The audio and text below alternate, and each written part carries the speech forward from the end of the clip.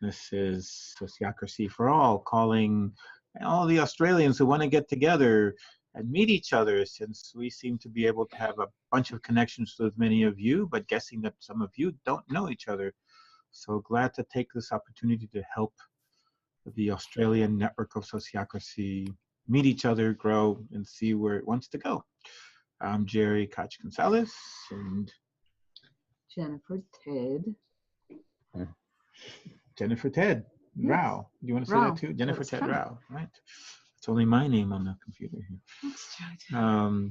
So we wanted to actually start with a little bit of just overview of what we do, and then do an introductory round among all of you, so you can say who you all are and what you do, meet each other. And I'm guessing we'll just do several rounds, one kind of introductory and then another round to say, you know, what that inspires in you, having heard each other's introductions. And before we end, have some kind of round about, okay, any next steps that are emerging from being here together? We don't have any much more a plan than that, than just to basically kind of connect.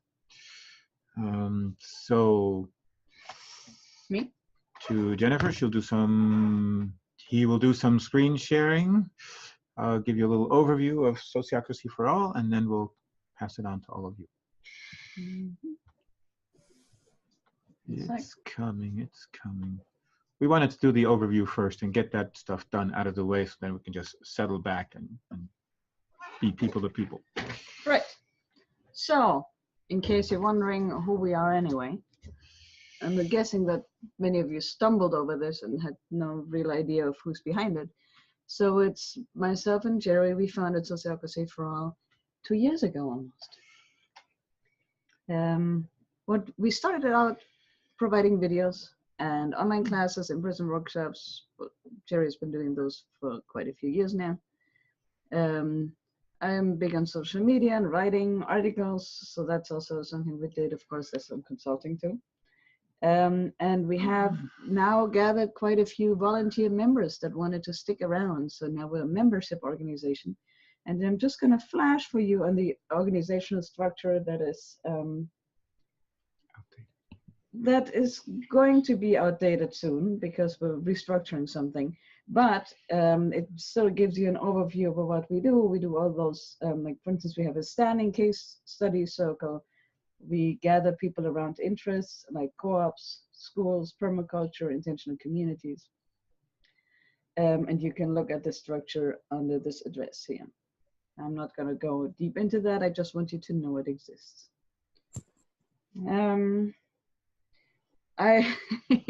Cool stuff in the wrong time zone that we do. Wrong time zone for you all.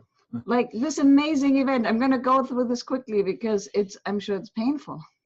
So we're doing a conference, but we work, I mean, I'm sure you do too. Most of you work during, I mean, I tend to be awake during the day, and that doesn't match when it's day for you. We're very aware of time zones, and we actually do get emails from people complaining about things being in the wrong time zones for them. And that is part of the reason why we're doing this event today, because we've gotten quite a few complaints from Australia. We do salt, well, at least Elle here has been through salt. Yeah, Elle and art. And art, right. So this is, think of it as almost no, it's not role play, it's real. It's people in circles on Zoom, so where we are right now on the same platform, doing work in circles and organizing themselves, and typically Jerry is there to help. We should say that the May 1st conference, Gina's presenting. That's true, but it's still pretty off. And I think Erin is presenting with John Schinner, or with John, just by yourself? Yeah. Sure, yeah. Thank you, I forgot that. So You're we right. have at least 2 of you from there presenting. Yeah. And it does cover 6 hours, but it really doesn't cover the good 6 hours. But it will be recorded, hopefully, and so you'll eventually have access. So do you hear my guilt around all this? I wish I could just change it, and that's why I'm saying all this. All right, we do webinars, but for instance, the ones that are coming up this month. are all around, like in the middle of the day for us. So this is the cool stuff in the wrong time zone. Then there's cool stuff that is asynchronous. Is that how you pronounce it? Yes. Good job. We have a study group curriculum that people have been using, that 6 sessions, me in a video talking and giving exercises to groups that they can do, and I don't even have to be there. Some webinars we sometimes do sort of in the early or late in the day. And then there's the book. We started taking pre-orders for the book today that we wrote, and it looks like this. Oh, No, Jerry, no, well, never I'm mind. screen sharing. You, Yes. she's screen sharing. So, what else am I showing? Yeah, this is already the end of the slideshow. This was really just a brief overview. Today, and this is not, I didn't get Jerry's consent, so I hope he's okay with the way I said it, because I'm trying to be open to what is emergent and still give you an idea. For you, we want you to have a sense of who's out there, who's, you know, like-minded, interested in similar things. For us, same. And oh, and I actually didn't finish this. What do we do around? See, I didn't even finish this because I didn't know how to say it. Around what? Like, what do I tell? I guess my acute problem is, what do I tell people that say, why is there no this and that for us? Okay. And that is already it. So this is basically a community building event that provide some feedback for us on where people are at. I think that's a good way of saying it. Back to you. And provide some feedback for you. Yes. We did schedule 2 hours altogether. Did we? Yeah, maybe. I think Yes. so. Hopefully that's a good, comfortable time. But on the other hand, as we start around, an invitation to only do a couple of minutes at a time, rather than, you know, give your whole life story and absolutely everything you've ever done kind of thing. So let's do a round. And so we'll do several rounds, so you don't have to get everything in. Again, in this round, for me, it's much more enjoyable when we do multiple rounds than when we do one round and each person takes a really long time. So first round, name, location, and what your current connection to sociocracy is. How about keeping it simple like that? I'm going to go across my screen as I see it. So start with L and then go to Bob. And I can, yeah, L. Hello, everyone. Great to see new faces. That's really cool, exciting.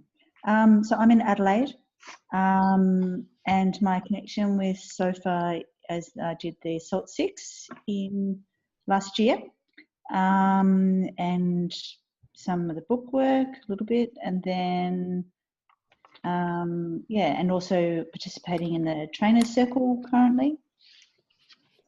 I'm working on a co-housing project which has the same birthday as SOFA, so May 2016. So we're coming up to our 2nd birthday, yay us, and that's going really well. Challenging at times, but really well, generally. Yeah, check. Okay. Bob, and then Viv. Thanks, Jerry.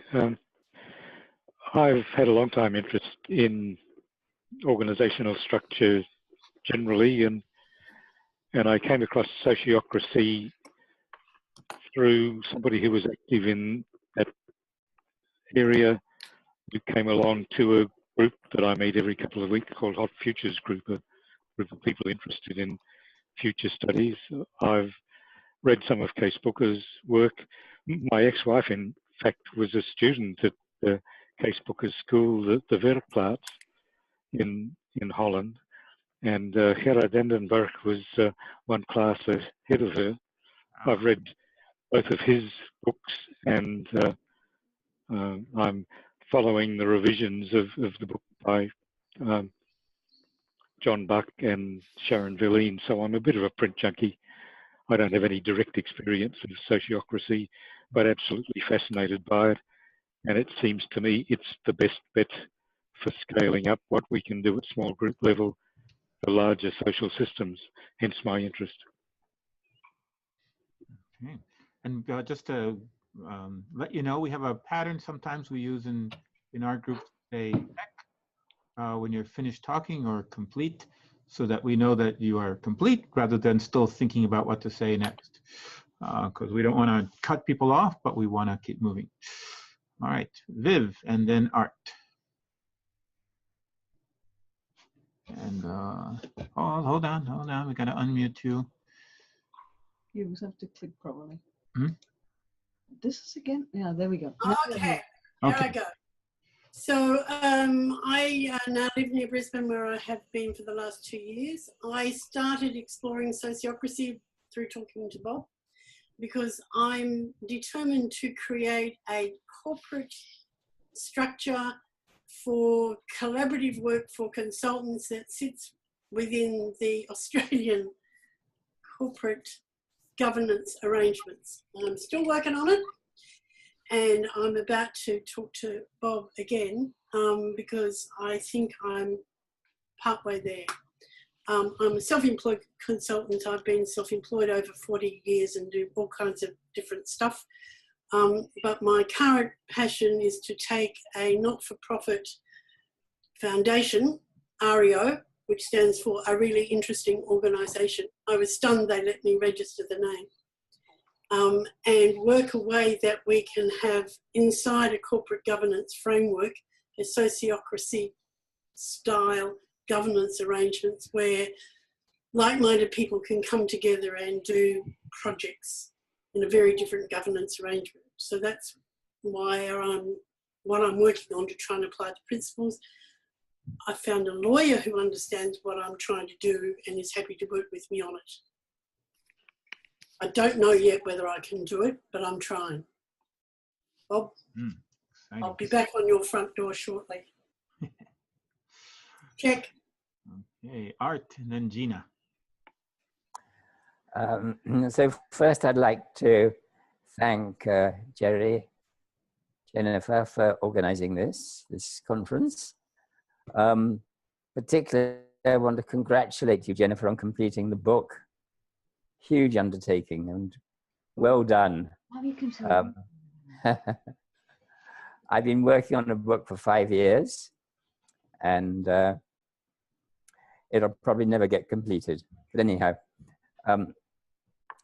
I started learning sociocracy in 2006 when John Buck was coaching people in the nonviolent communication community, and didn't have much to do with it for much more, even though I was really excited about it. And then I've done a couple of courses. I can't remember who I did them with. And then I did one in India with John Buck in 2016 and another with Jerry in 2017. I've been participating in a community called Brunswick Eco Village in Byron Bay. It's in fact it has land, but it hasn't started building or anything like that yet. So I'm involved with that. I've been running some courses in sociocracy. I run a community group based on sociocracy, which came out of the courses that I was running. And yep, that'll do for now. Check. Okay, Gina, and then Erin. Wait a minute. Okay, go. Well, thanks. I'm really excited to see all these faces here in Australia. Yay! And sociocracy, and really grateful to put a face to people like Art, who we've corresponded, but I haven't met you before. And really appreciative of Jerry and Jennifer's initiative for all this. I've been, first came across sociocracy in 2006, 5, somewhere around there, with an eco-village, the Somerville Eco-Village, that didn't go ahead. However, it was, sociocracy stayed with me, and then brought Tina Meadows-O'Meara, a trainer, to Australia in 2007, and we did a bunch of trainings here in Perth. We even got Tina and Gerard Enneberg onto Late Night Live, Philip Adams' Radio National show in 2007. That was a great, that I thought was a good start. And then since I've been doing trainings initially with Tina and then more myself, and my longest client has been the Narara Eco Village in central Queensland, at central New South Wales coast, and I'm now on their board. They've done 6 trainings over 10 years, so sociocracy is fairly deep there. In 2011, and along with Jerry, was founding member of the Sociocracy Consulting Group, and I'm still active with them, and that's my prime sociocracy identity now. And as well, I work, Erin and I have been doing trainings together in Australia, and we also have a sort of fledgling group called Southern Lights Sociocracy, which is the Australian leg of currently Sociocracy Consulting Group. So that's me. Thank you. All right, Erin, and then Peter. Hi everyone, great to see you all. Some new faces and old faces. Thank you so much, Jerry and Jennifer, for consolidating this group. I felt it building up for probably for the last year at least, that this was coming, and yeah, it's great that the tipping point came and here we are. I came across sociocracy in 2012 when I worked for a social enterprise, Food Connect in Brisbane, and I did my foundations training with Gina Price and John Shinnerer, who's based in Oregon. And I absolutely grabbed the ball and ran with it. And so for the past 6 years, I've been self-learning and learning with Gina and working with Gina, and gradually have stepped into the role of trainer and consultant with sociocracy, still very much in my with my beginner's mind. And there's a lot to be learned as we all move forward in how this methodology works with the modern world. I'm so captivated by it. A big basis for my lens for the world is the permaculture philosophy and principles. And I had sociocracy described to me as permaculture for people.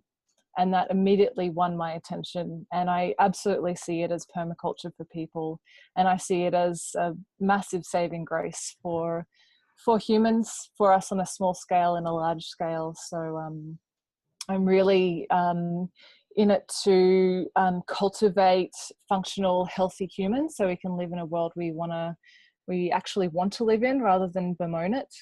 I have been consulting and working with the Bronze Eco Village that Art mentioned. I've met Art through that group. I've met Elle in passing as she was in my area in Noosa briefly.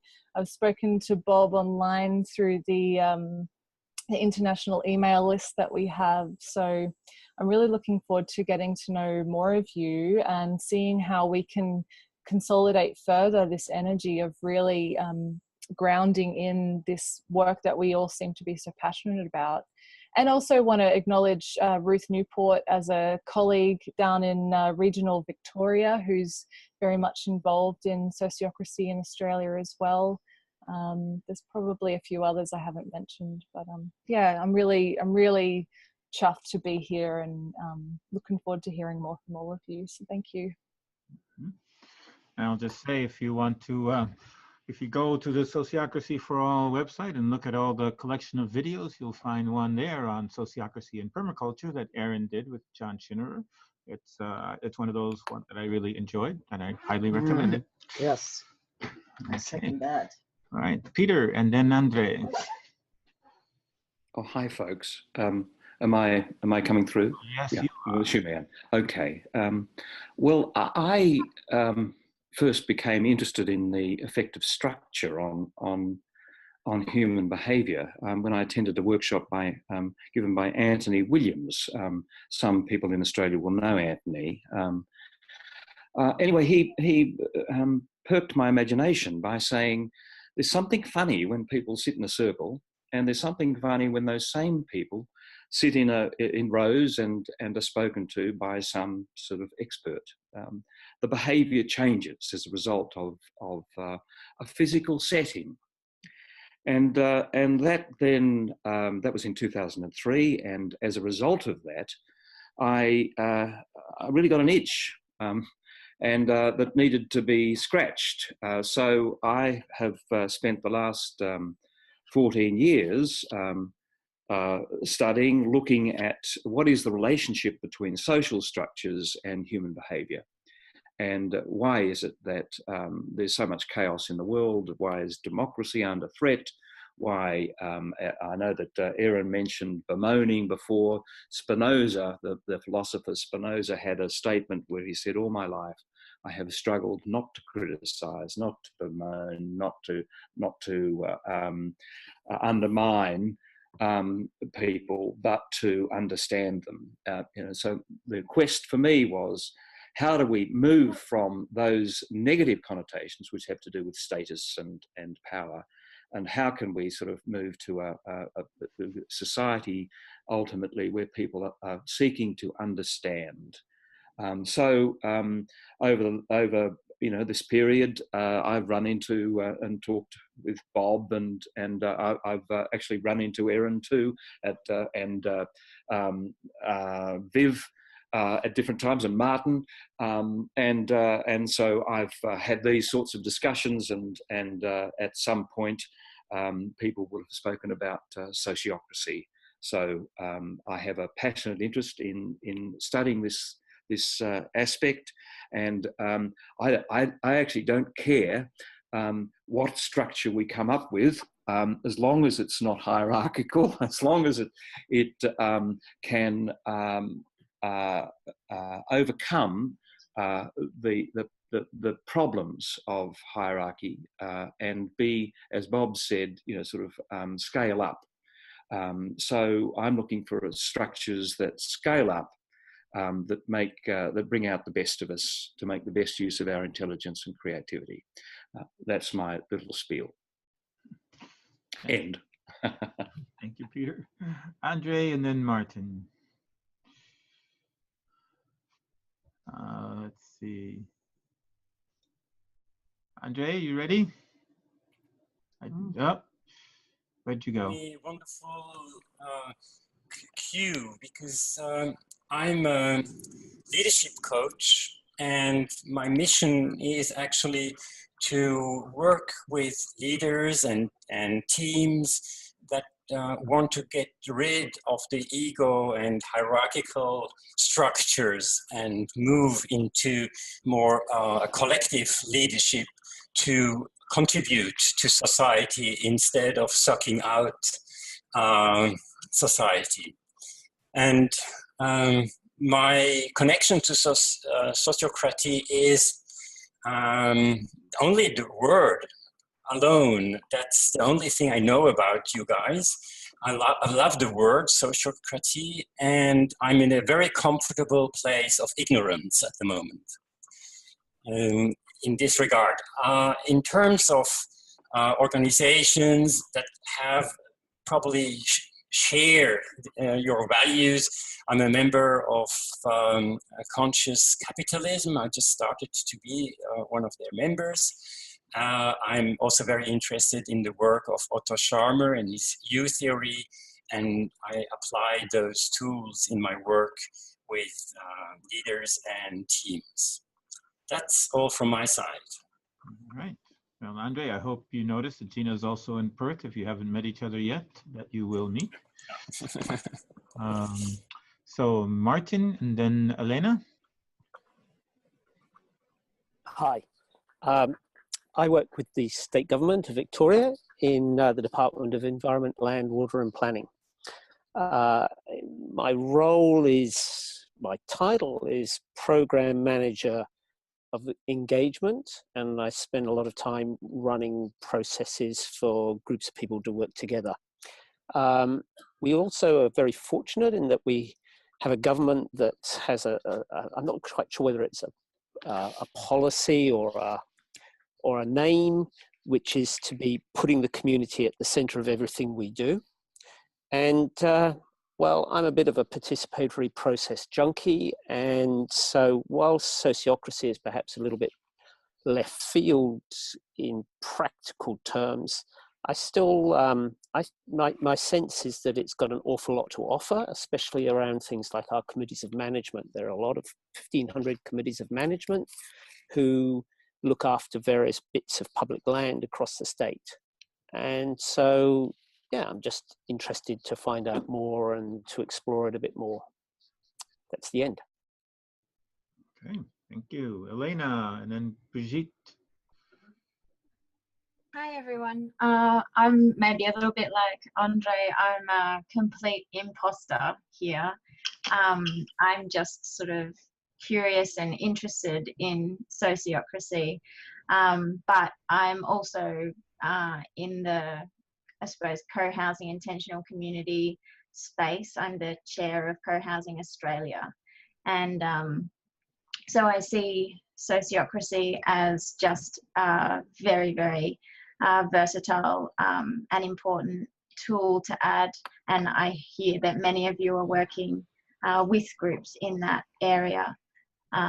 So I'm just keen to find out more about it and how to start using it to build the co-housing network so that we can work more productively together as a national movement in order to have more, I guess, presence to disrupt the housing sector. Sounds good, huh? All right, Brigitte, and then one or both of the two people who are on iPhone. There are two. There's a little baby there. Okay, Brigitte. Okay, I'm new to sociocracy as well. I'm here because I got a Facebook message from someone and thought I heard about the conference, so I'm very curious. I guess my interest in social structures and human behavior comes from my teenage time in Germany, where I already started to be politically active and interested in social transformation, societal transformation. And my background is clinical psychology and systemic family therapy, which I left the therapy room to actually create conversations in the community. I'm an art of hosting practitioner, or art of participatory leadership you probably heard of, and also hosted ULAB labs, coaching circles. And I'm working also on a never-ending book, which is called Reinventing the Real, and the real is REAL, relationships, evolution, and love. Once more with feeling, which builds that arc of that the history of emotion way back. And yeah, I work at the moment. I do I call it conversations at the mending edge, from cutting edge science to mending edge practice, which are small circles of building, the container in which meaningful conversation can happen. It's in a small community setting. And also a project with my partner, which is called Pillars, Parents Initiative for Lifelong Learning and Resilient Societies, which focuses on that early times where we actually look at that structures, that perinatal consciousness and education around that and support around that. So that's it, check. All right, and the person on iPhone, and may be difficult for you, but if you give us your name, I can write it.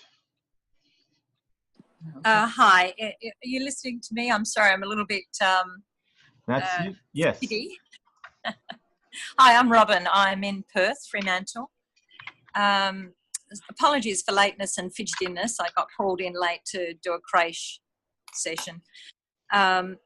So I'm a co-founder of a co-housing community called Pinakari near Fremantle. We've been living together for nearly 20 years. We're consensus-based, and I've incorporated both nonviolent communication and sociocracy into our decision-making processes. Similarly, because I do training and I'm a big fan of getting good, lasting, sustainable participatory agreement from all, sociocracy has been always been a part of that. I'm involved in political party. I'm in the Greens, and I'm currently doing a personal research project on seeing how we can scale up a sort of a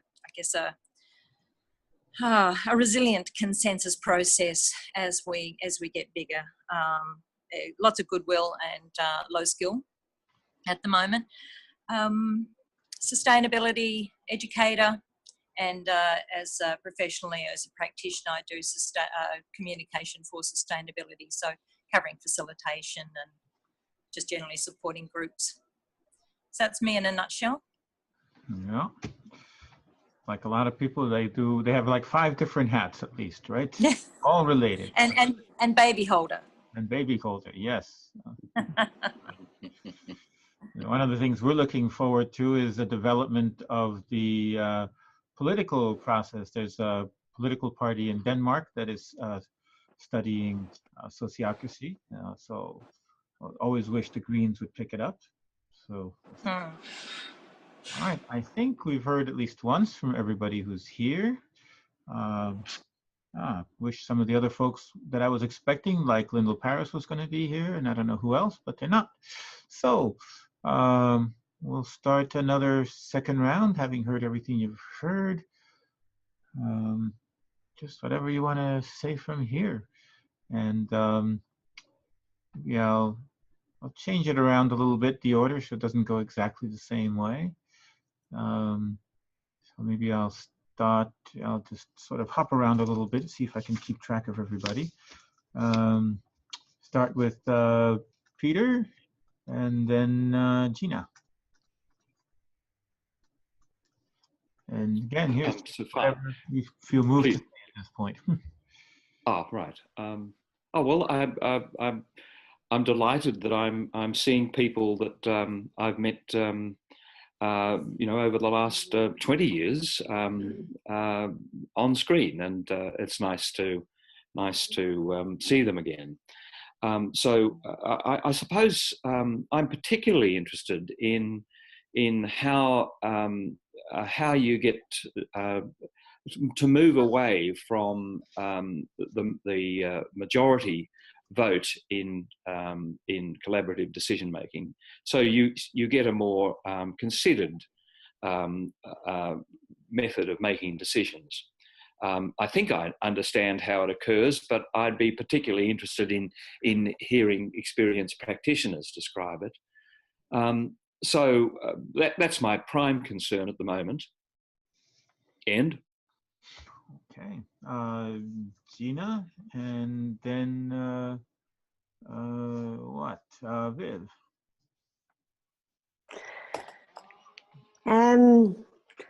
Well, lovely to hear a bit more background of everyone. I guess another lens or way that I've come through to sociocracy is through the Quakers. And I'm very interested to hear, Bob, of your connection, your wife's connection to Case Booker and the school. I'd love to hear more about that. And particularly since recently, in the last 12 months, I've started focusing more on doing sociocracy in schools. And I find that doing it with children, which is where sociocracy started, they pick it up so easily. It's so much easier to implement with children than with adults. I've noticed that in trainings, adults bring so much baggage. We really carry the wounds of a power over society, that we have a lot of healing to do to be able to get to using these methods, whereas children don't have that baggage. And so when I sit back and I think about the future and cultural change, And I look at how hard it is to shift people, older people who have been in a system of power for so long. Shifting that is really difficult. But if we start our shift at the children level, that's obviously where the future is, and that's a good place to be doing cultural change.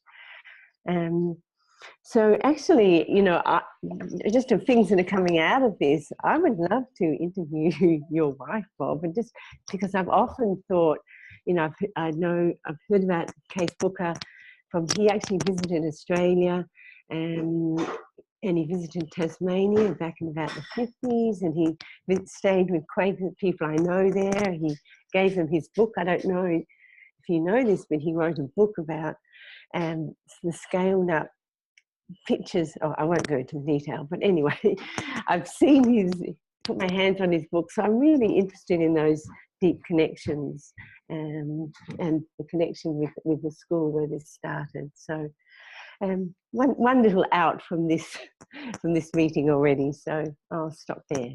Thanks, Chick.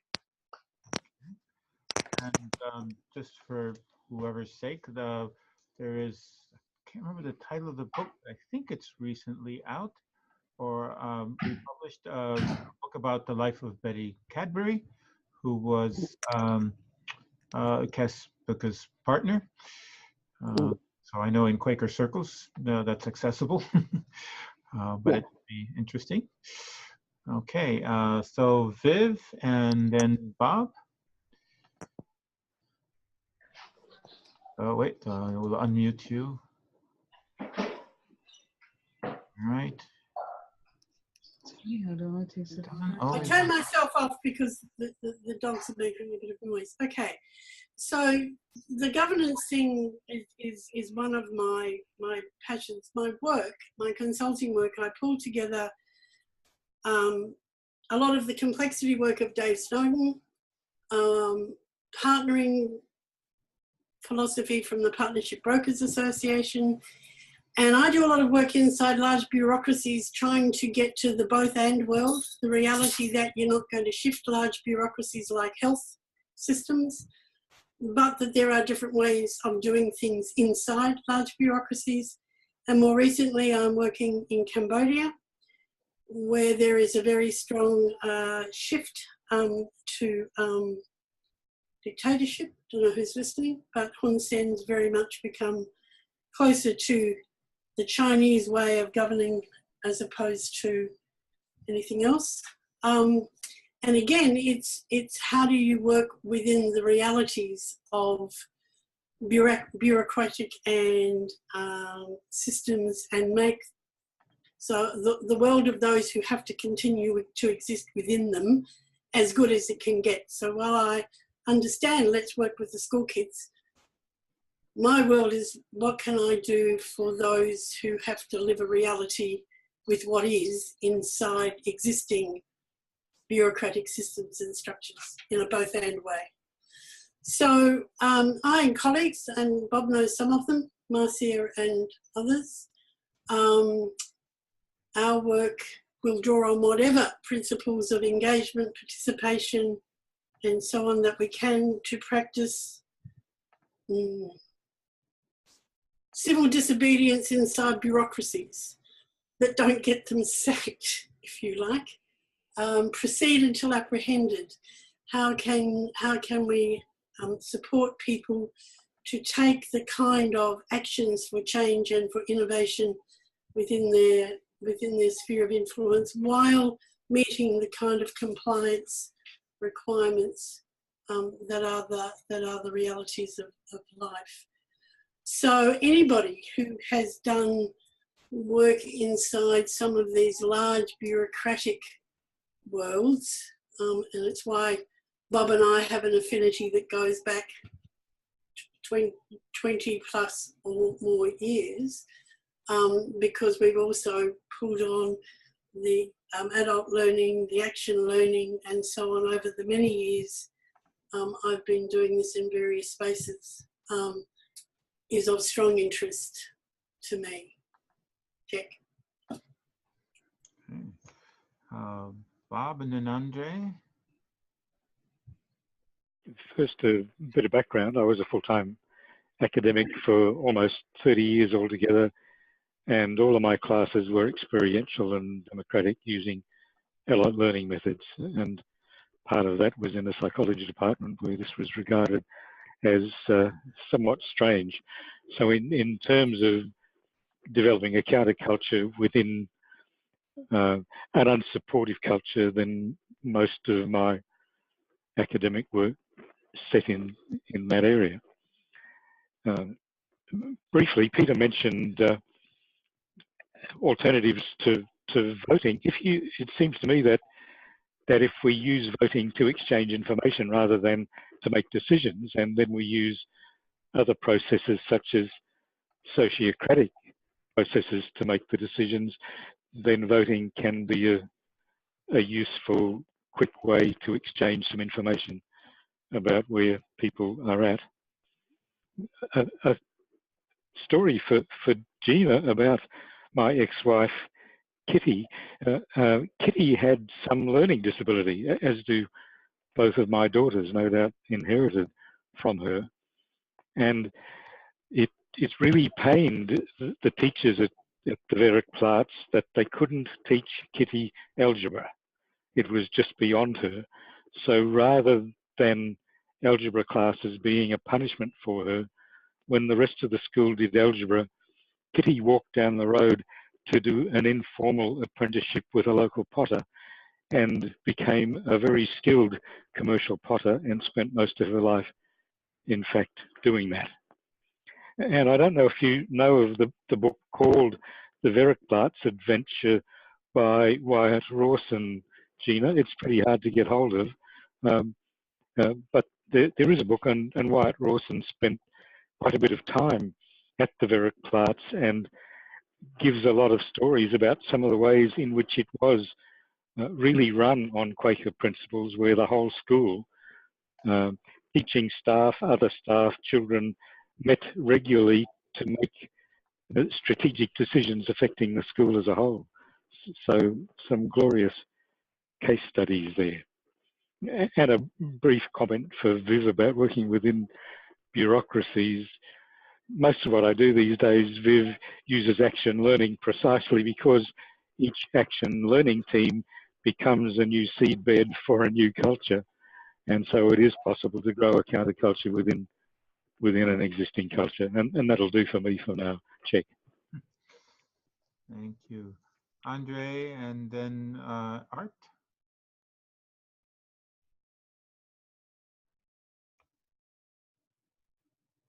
Andre, are you there?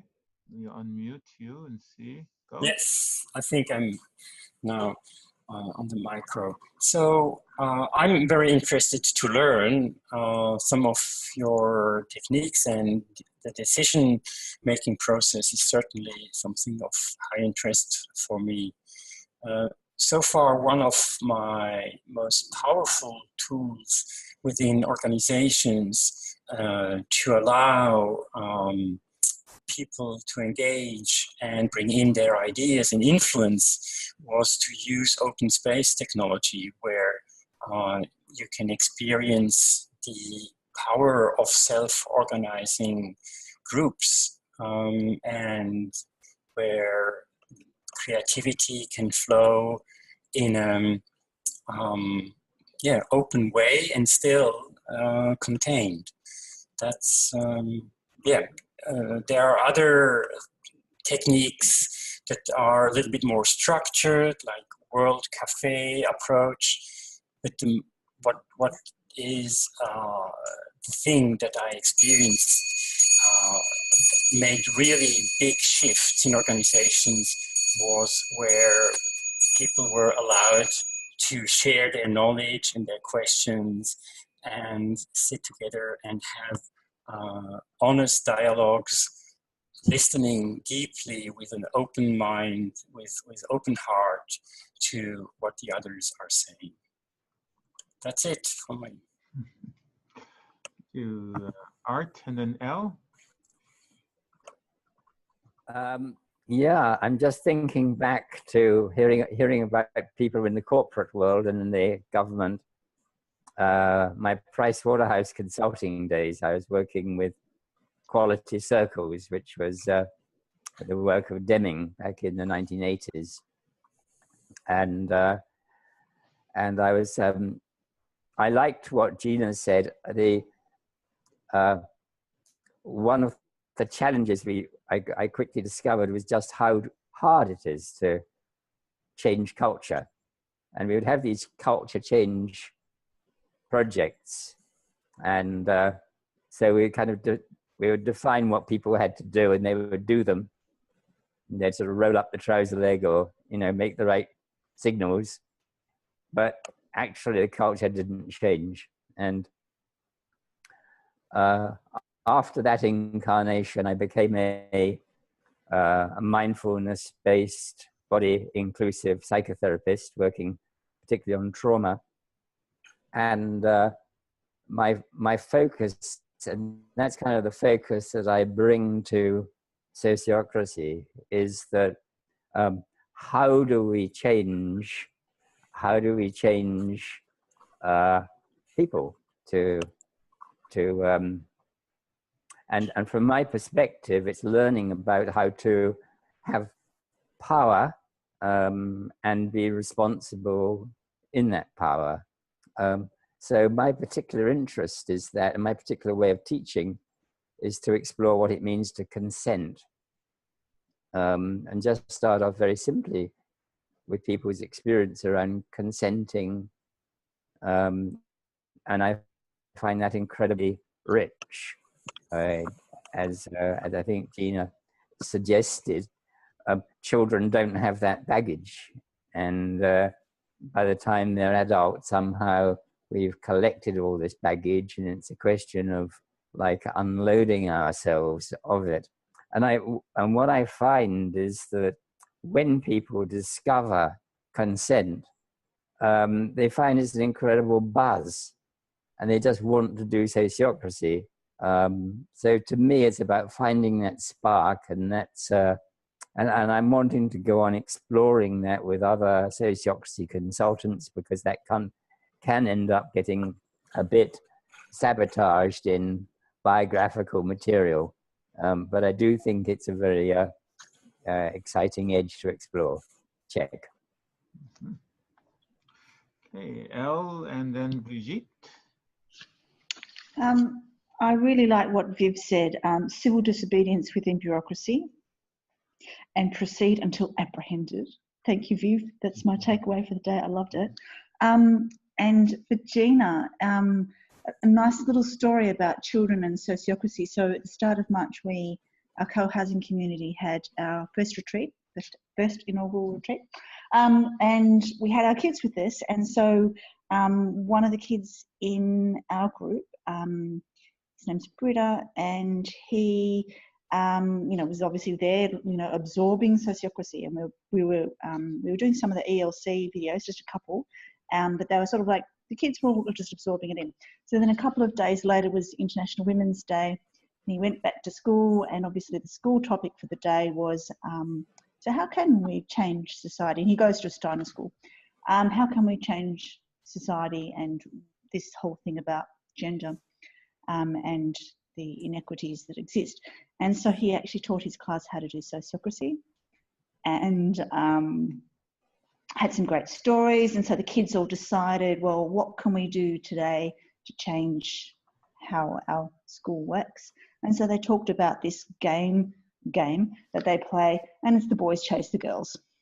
And what does that actually mean? And so they all did rounds and talking about how do they feel about that game called Boys Chase Girls. And it was just a really lovely story to go, hey, there's 30 kids here in Adelaide that just learnt some sociocracy. So that was pretty cool. So, so that was nice, just a nice sort of ripple effect takeaway. It was really lovely. And so I'm flagging that the Steiner stream is a potential allied movement to work with and to bring a new set of tools to their existing toolkit that they bring, when they're teaching kids. So that was really lovely.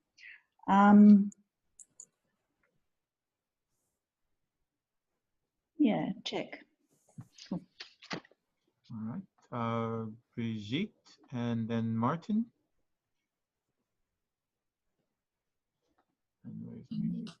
Yeah.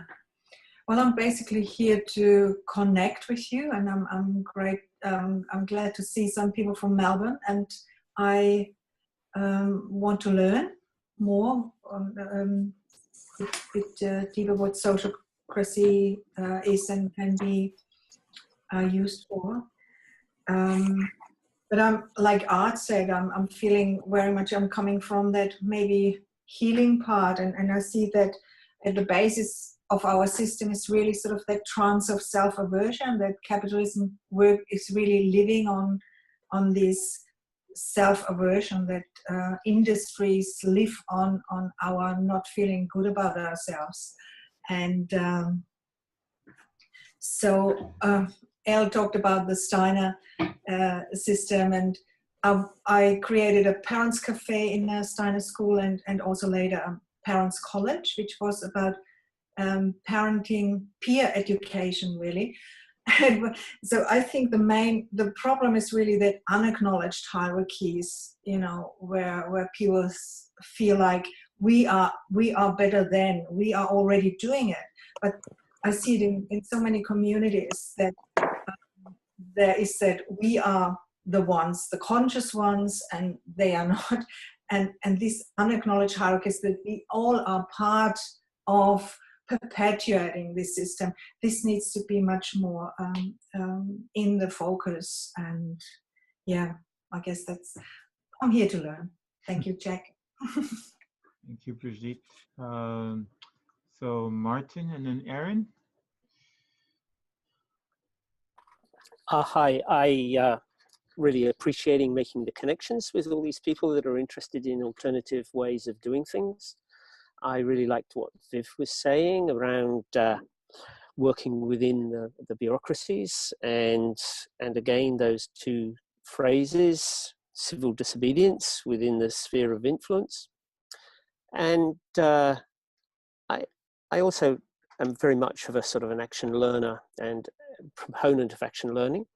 So I find that what I do within the bureaucracies is really just trying to make little bits of incremental change.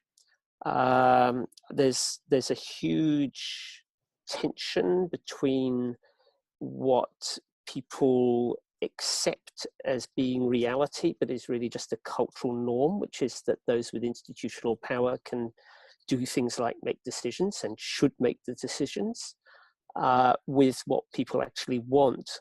I find that over the years that I've been working within the bureaucracy, that there is sort of the beginnings of a shift. It's not, I think we've got a long way to go, but I find far more people willing to come along to me and say, can I run a workshop for their team, or can I come and work with a group of people, a number of different agencies that have got a common problem. It's snowballing. I'm just amazed at some of the, there's a whole new sort of thing that's happening from the Department of Premier and Cabinet around participation and trying to make participation really work. There's absolutely no doubt that, coming back to this thing around cultural change, there is a lot of naivety around what that might be, because it's like there's this, as I said before, there's the tension between the accepted norms of where those with institutional power should be in control, but well, I'm optimistic, and I see things like sociocracy as being another mechanism, another tool, another process that can help us on that journey. And it's just great to be able to make connections with you all who are all interested in this as well. And that's it, check. Okay.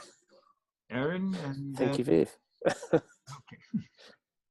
Aaron, so sorry, Robin. So feeling super stimulated and inspired by listening to you all. And I think something I really love about being in this day and age is that I'm able to connect with diverse people through a screen, just like I'm looking at now. And in my work with social permaculture, I'm really translating, working at translating the language that we attribute to nature, to the human nature, the human ecology. And so I'm seeing an ecology of people here with all of our different niches and functions and challenges and advantageous parts of us. And this is something I really work to share with people, and it's come out of my work with sociocracy. So I think there's a broad scale illiteracy amongst us Western humans about how to work together. What are, you know, the fact that we even have needs that, know it or not, they want to be met. And if they're not known, they'll shadow themselves into a situation and sabotage until they try to get themselves met. So I do a workshop called Cultivating Your Group Ecology. And it's really a plug-in sort of workshop that I see very helpful for plugging into sociocracy practice.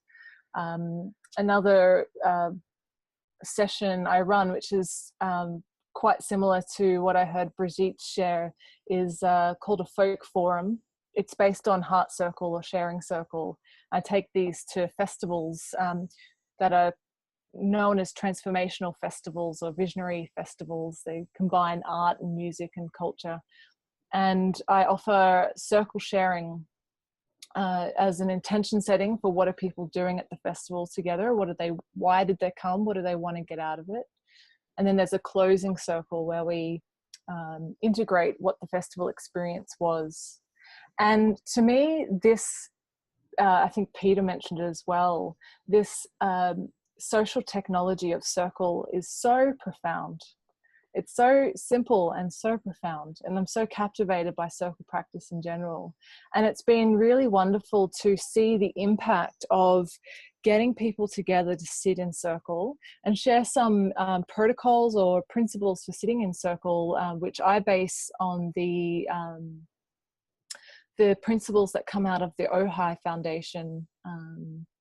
You know, inviting people to sit there, to share from their heart, to listen from their heart, to be in essence as they're sharing, and to be spontaneous in their sharing, so we can be fully present and fully turn up for each other. This is what really inspires me, and this is what I see in sociocracy. And I see sociocracy as a skeleton framework that needs a lot of muscle, a lot of tendon, a lot of skin, a lot of organs, a lot of other plug-in applications to really make it work for that particular application of it, wherever that might be. And I'm having a great time thinking about that in the groups that I feel inspired by, which tend to be the for-benefit, not-for-profit, social enterprise, intentional community. Co-housing inspires me too. Trying to figure out how right livelihood comes along with that, because a lot of those situations are often quite budget limited in the sense. Doesn't have to be the case. So I'm really wanting to work with people who already get it and need the tools to help them move forward, because it breaks my heart to see people who come together because they believe that there can be a different type of world to live in, and they want to really work together to make that vision happen. But human dysfunction erodes that project and it doesn't happen. I just don't think it has to be like that. And that's why I lean into sociocracy as one of the major meta tools to really lattice a group. And then I'm looking and I'm hearing lots of other tools from various people here about how to support that. So that's something that I'm really excited about, building my toolkit. And I just want to say I work quite closely with Robin Clayfield, who's a relatively known permaculture pioneer in social permaculture, and she is known for her sharing and creative tools in active learning, accelerated learning, and yeah, so I'm curious to see where we all go in cross-pollinating each other in this beautiful ecology that we have here. Thank you. Check. Okay. Robin, and then Elena. And let's see, I can unmute you, Robin. Perhaps. Oops, where'd you go? Yeah. Anyway. Hi. Yeah, thank you all. Lovely words, and I won't repeat so much that I agree with. So big thumbs up all round. I thought I would just speak to, I guess, the introducing sociocracy by stealth into other practices or groups. And I think the big one was the use of the objection, getting objections up front. I think has been, it's often resisted, which is why introducing it by stealth has sort of been my go-to. But it sure does get the creativity excited, so that when objection is seen as not a negative input, but in fact an incredibly positive input to discerning other possibilities, opening up and sharing a different perspective, it's a really exciting way of then moving to decision making on the basis of what's in the best interest of all concerned. I must say that one of my, Erin was just talking about plugins to sociocracy as perhaps a skeleton. I guess I'm coming from a similar idea, using the consensus process because of the context of organisations that I'm involved in, and then plugging in other ways of enhancing the decision-making process, because I think sometimes there's certainly in the consensus world, is sort of a purist idea that it sort of just pans out in a 1, 2, 3 step fashion without actually having to add the meat and the sinews and the tendons to it. And so we miss out on the best of it, notwithstanding the goodwill generally. So objection has been an exciting introduction up front. Get it right up front, embrace it, use it for its educational qualities, and then let that lead into the creativity that then can arise when people get what they think is going to be a problem out of the way, and it's embraced by all. Then you can actually be free to create and look at better strategies that work for all and improve policies or proposals, etc. I've got a waking baby now, so I'll say that's enough at this point. Thank you. Okay, and Elena. Yeah, thanks. Really great conversation. I mean, I guess my thoughts are around that we sort of have access to a lot of data and research, and but there's a lot of communication barriers that exist, and existing power structures that means you actually have processes just completely impeded and you don't get anywhere. And I mean, I'm interested in disrupting the housing sector, and there's obviously a lot of existing structures that are in finance and banking and land planning and all these other spaces that really prevent different models being able to emerge. I'm also really interested in regenerative development, and did a course last year, and that's a lot around environmental and social ecosystem resilience, and engaging with sort of place and people and purpose and potential.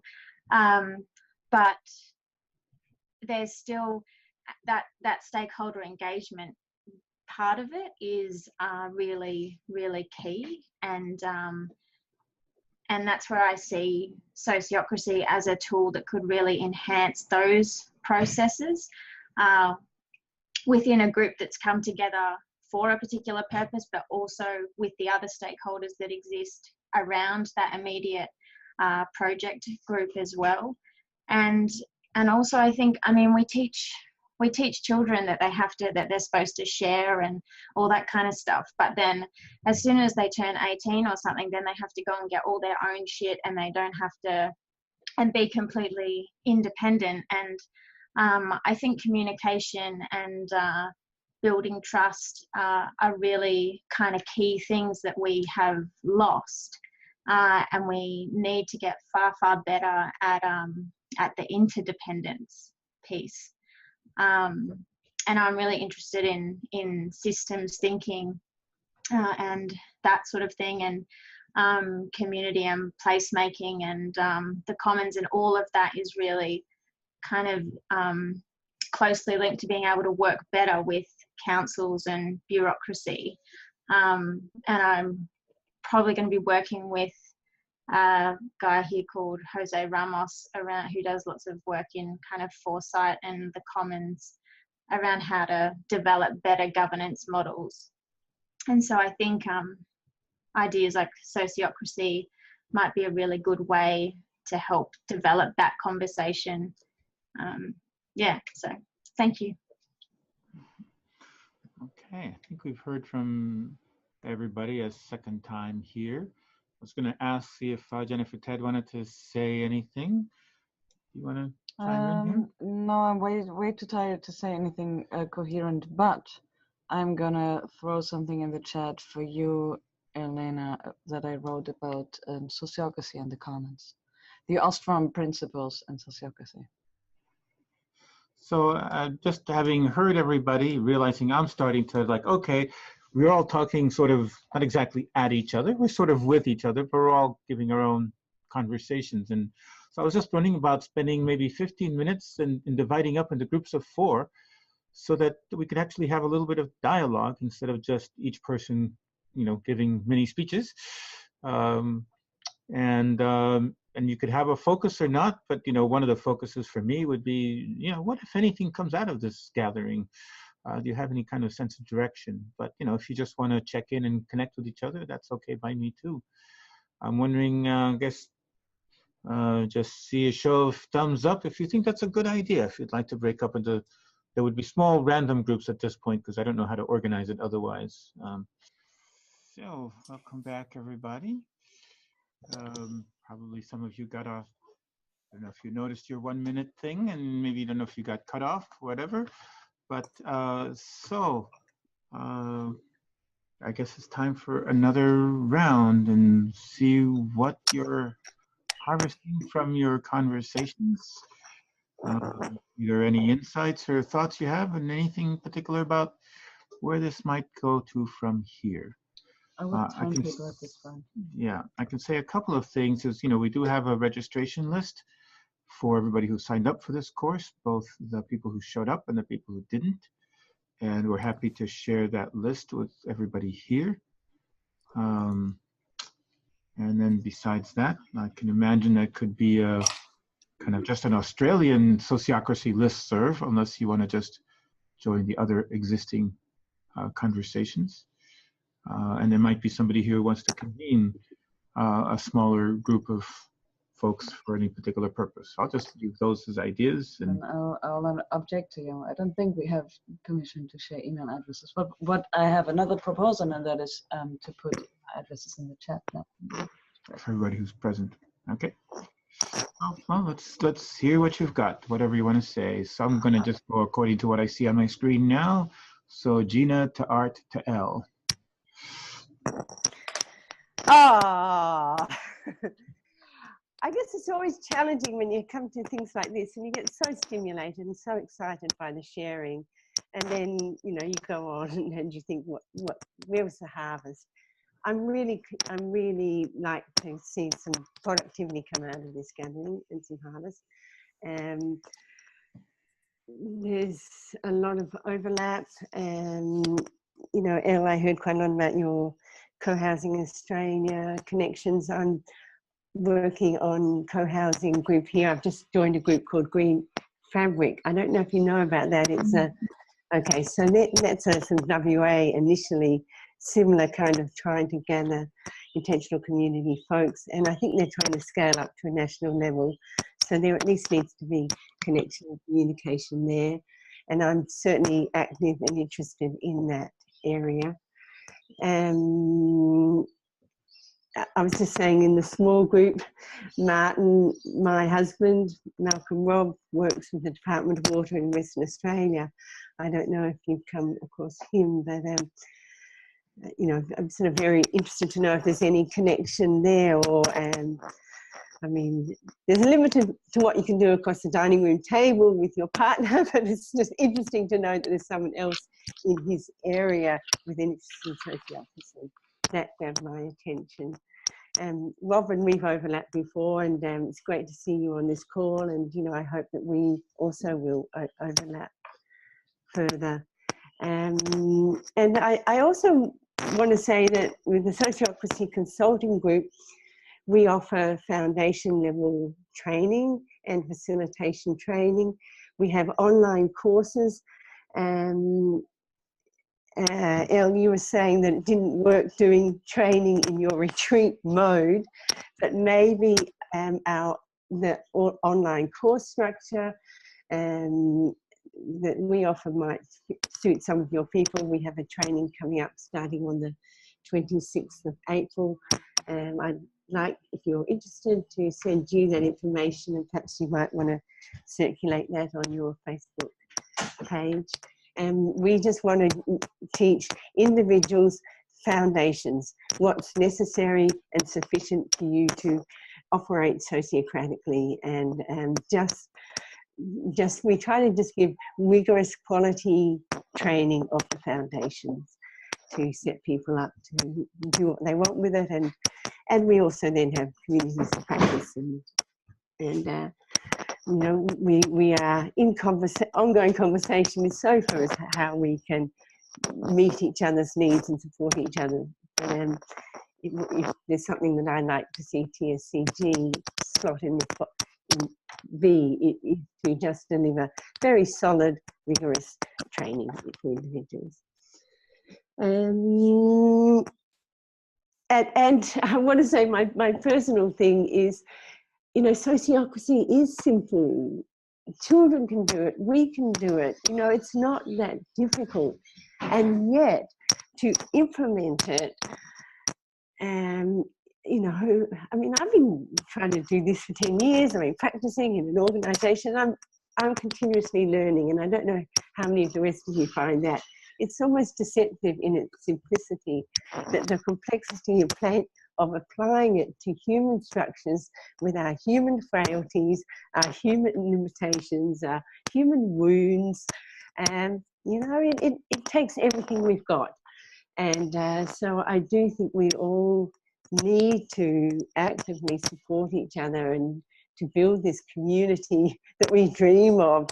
It's going to take everything we've got, and all that we are, and all of us working together. So I'm all for that. And I'm also doing the juggling of, you know, how do I make my life manageable to pursue my passions and interests in the way that is most productive, and both fits into a healthy lifestyle too. So always on that edge to check. I'm done. Thank you so much for this gathering. You too, in the corner there, Jerry and. Hey, Art, Elle, Bob.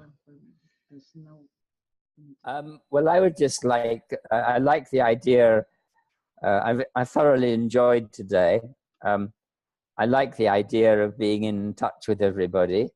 I heard a bit of uncertainty with Jerry's proposal about releasing email addresses. I'm just wondering whether we can check whether anybody within the group that's here today having their email with everybody else.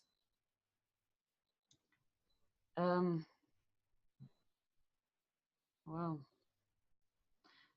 There seems to be a group. There seems to be a chat thing that is going around right now with everybody contributing their email addresses if they want to. Okay, sounds good to me. Yes, please. Otherwise, I would have to fish out your email addresses from the people who signed up. So, so apart from that, yes, too much going on really to send anything else meaningful, but just really excited about having some colleagues, excited about the many different threads, the political thread, the education thread, the co-housing thread. I'm very interested in all of them, and excited to see where we can go from here. Check. All right, Elle, Bob, and let's just say let's try to keep it to 2 minutes and under for people at this point. So, Elle, and then Bob.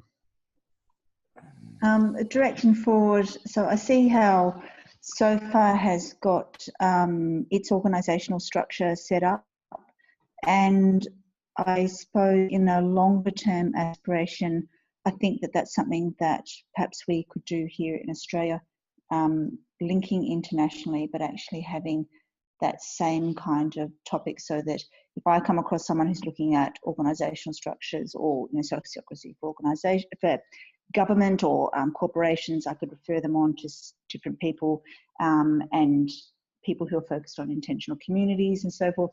They could come together in certain ways. So I see that what's happening with SOFA, with that organisational structure, could be long-term something to aspire to for Australia. Okay, Bob, and then Viv. Oh, I don't have a lot to say. A thought that I think is relevant to a lot of what's come up but hasn't been voiced yet is that it seems to me that there is a growing awareness that bureaucratic structures don't work, and there is a lot of uncertainty about what might replace them. And so it seems to me that we are in a sort of liminal period where there are really good opportunities to spread the word about what things like sociocracy can offer. And it seems to me that it's the whole package of sociocracy that allows us to scale up what we can do well at small group level to somewhat larger groups. And if anyone has a particular interest in that area, I've shared my email address on the chat list and I'd like to talk further. And Elle, I didn't get a chance to say, in our small group, anytime you're in Brisbane and you've got an hour or two spare, feel free to get in touch and we can have a coffee or a chat or something. Check. Hey, Viv, and then Erin, and then Brigitte. Ditto for Bob. A couple of other things. My previous incarnation, I don't know how many ago, I worked in the world of industrial relations and workplace reform and all of the worker participation, industrial democracy stuff and so on. And I see all of the same mistakes being repeated with the current passion for consumer engagement. This is for you, Martin, not just exclusively. So the government has now edicted consumer engagement for all of the health system and audits and so on and so forth. And it is yet again becoming a triumph of form over substance, with lots of committees and lots of representation and no skills and no understanding of process. But yet it's part of the audit, it's going to be part of all of the aged care reforms, part of all of the et cetera, et cetera, et cetera.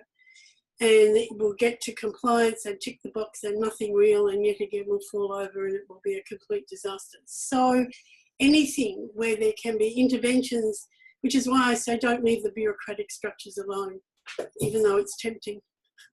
Anything where there can be an intervention that demonstrates different tools and processes around real engagement, real capacity building of consumer representatives to engage, to participate for decision making and so on. And my experience is people don't have bad intent, they just don't know how to do it. They honestly don't know how to do it. And so that's my plea and passion and angst of lessons learned from a whole long time ago in more battle scars. I think I'll have my placard is be coming to the battle scarred veteran in this game. Love to keep in contact and hope we can keep doing things. Erin and Brigitte, and then Peter. So I can see there's a really valuable cluster of us here talking, and I hear Elle's long-term proposal to form it into something more official. And in the meantime, I think it would be amazing to jump off what Jerry was talking about having a listserv for us here in Australia, so we can at least keep the conversation rolling amongst us. I know there's an international listserv which a few of us are on and contribute to, and probably many of us just read and don't put anything out there. So there's such value in having this the national and local level conversations happening, and I'm really keen to see that happen. So I can put my hand up to be involved in curating that in whatever way. And it's an interesting observation I have, that there are some amongst us here that are really eager to talk about the philosophical side of sociocracy predominantly, and then others who are in the more practical action side of it, and it's all necessary and important. And I'm really, I guess on that gradient, I sit on the action end of things. While I really love to philosophize, I'm also really feeling the need for change in the world and amongst us humans. So I'm really on positioning myself on the action end.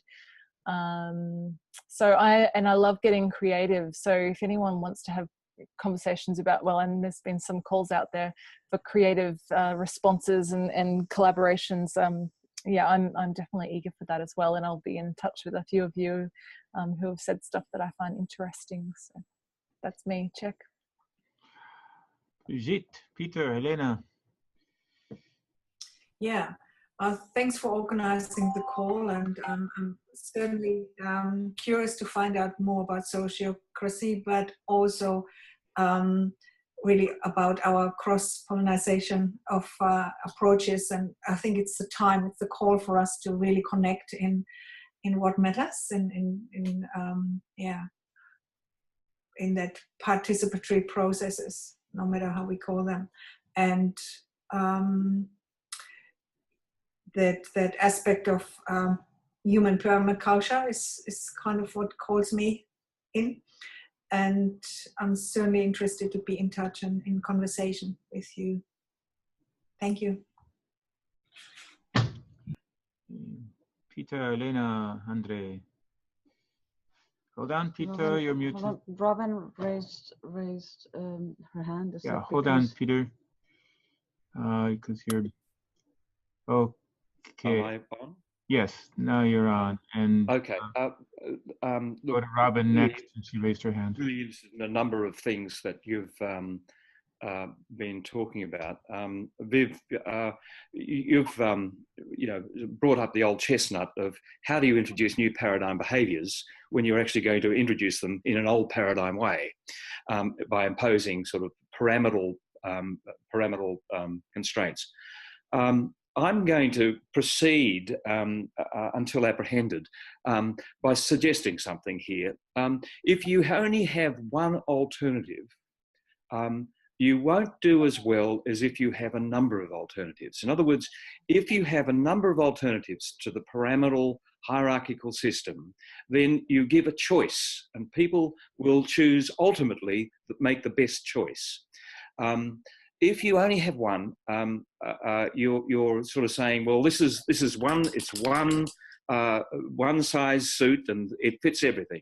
So I'm just sort of suggesting that it's worthwhile thinking about other possibilities. And I take on Bob's point that sociocracy offers a comprehensive approach, and I think that's a really important point. But nevertheless, there are other structures about that have been talked about: freedom form, chaotic structures, and various others. I sort of have a little penchant for parabolic structures.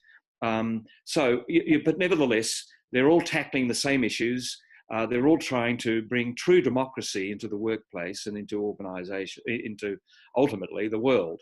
And I'm saying stay open to a number of possibilities because consumers will want that choice. end, finish, check. Peter. Elena, Andre, Martin. No, hold Oh, on, I'm you sorry, said Robin. Robin first, because you raised your hand.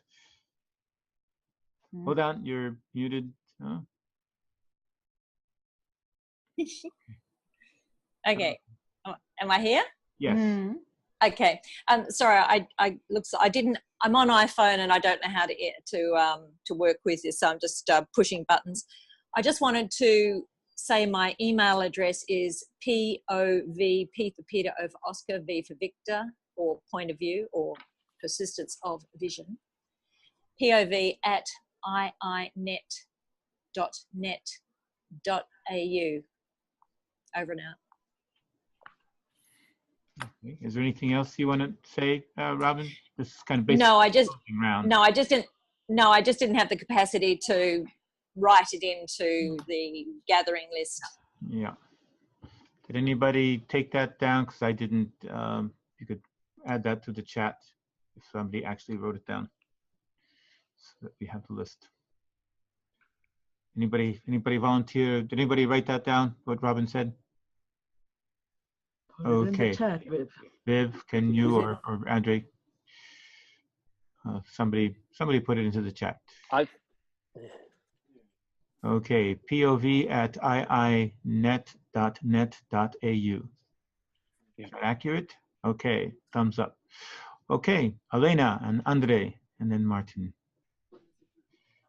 Yeah, thanks very much for the conversation. It's been really good. I'm really interested to read the article that you sent, Jennifer. Thanks very much. And also to continue the discussion around sociocracy and I suppose broader change and governance and bureaucracy and all of that, but also very keen to connect with people in the co-housing, intentional community, co-living, eco-village, whatever you want to call it, space in Australia and build that network too. So glad to see many of you here, and yeah, would love to continue that conversation as well. Andre. Okay, so from our group discussion, I was inspired by an example of an organization having the official structure and the unofficial structures running.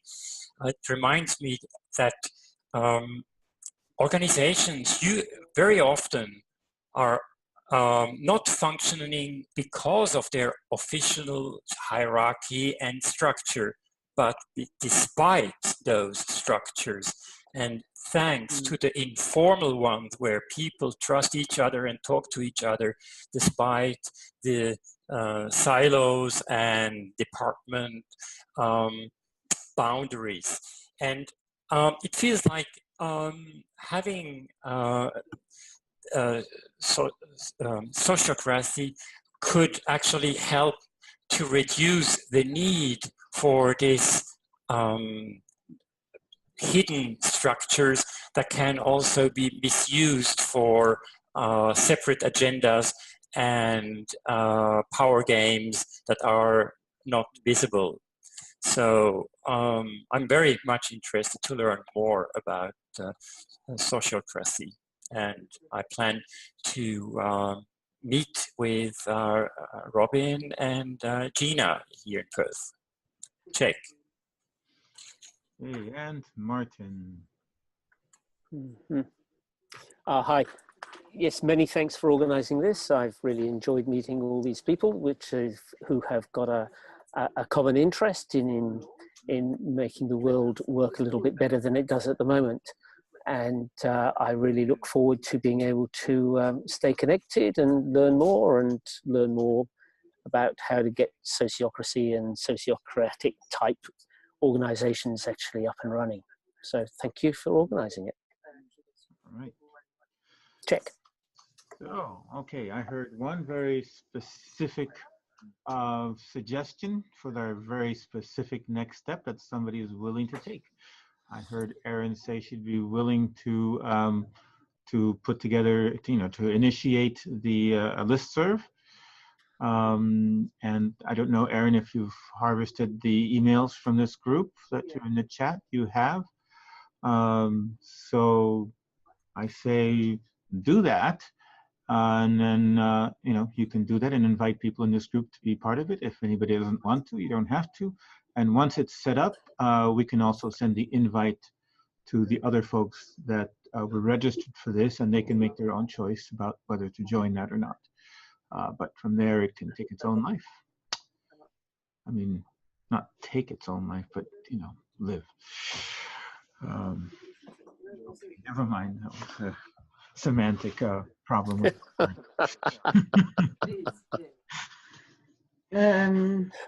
it must be late in my world. It is late. I want to say, this is me wearing my, I don't know which hat I'm wearing right now. I'm asking people who have a few whatever dollars, might it be Australian dollars or US dollars, to share. I would like to encourage you to donate to Sociocracy for All, because a lot of what we do is community organizing. That tends to be unpaid work. So you can easily do that on the donate, through the donate button on our website, which shouldn't be hard to find. Mm-hmm. I hope it's working right now. It tends to play tricks on us. Yeah, maybe that was specific feedback. You know, the webinars that we do, we ask people to donate, and so the people give from $0 to a few dollars. And this particular group contributed, I think, $20. So as a total for this group. Not that this is not our main source of income for us, but just to keep the stuff flowing around. All right, we're complete. Any last words that anybody wants to share before we do our ritualistic, everybody unmuted and waving goodbye? Peter, is that us? Did you have a hand up, Peter? Hold on, unmute. There you go, you're unmuted now. Sincere thanks. So I joined a couple of minutes late, so I don't quite understand what time it is there, but I imagine it's late at night. And thank you for staying up. Thank you for your energy. You've done a lovely thing. Thank you. Thank you. It's not all that late. It's just 11, but we get up with little kids. Right. So a day starts early. All right. Anything else? Where's the tell me, where's the other thing again where we do the click there? And okay. Then it's unmute. So this is something that we do in a lot of our events. We just unmute everyone, and we are still being recorded. We all get to say bye and wave our hands. So here we go. Bye. We're all unmuted. Bye. Bye. See ya.